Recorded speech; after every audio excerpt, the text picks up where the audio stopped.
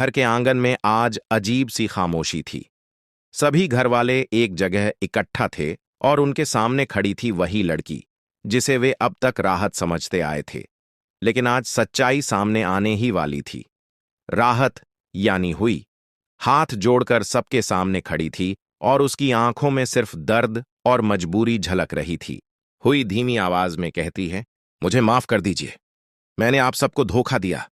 अब मेरा यहां रुकना ठीक नहीं है, मैं अपने घर जा रही हूं। यह सुनकर नहर एकदम चौंक जाता है। वह कुछ कह पाता उससे पहले हुई मुड़कर जाने लगती है। जाते वक्त वह अपना चेहरा दुपट्टे से ढक लेती है, जैसे अब किसी की नजरों में आना ही नहीं चाहती हो। तभी जूही आगे बढ़ती है। वह अचानक हुई का दुपट्टा खींचकर हटा देती है और जोर से कहती है, सब देख लो, ये राहत नहीं है, यह हमारी हुई है। यह सुनते ही पूरा घर सन्न रह जाता है।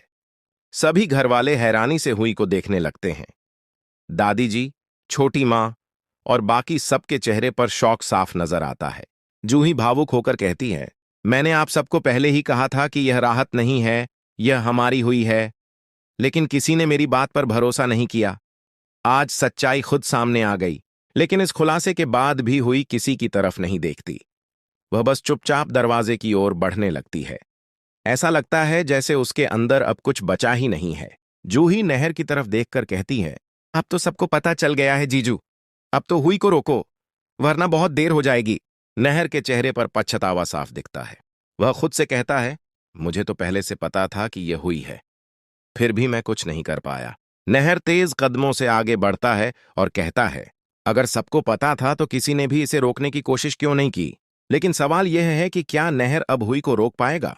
क्या हुई का दिल अब भी इस घर के लिए धड़कता है या वह हमेशा के लिए चली जाएगी? क्या सच्चाई सामने आने के बाद नहर अपने जज्बात कह पाएगा या फिर किस्मत एक बार फिर दोनों को अलग कर देगी? अब आगे क्या होगा दोस्तों? क्या नहर हुई को रोक पाएगा या नहीं?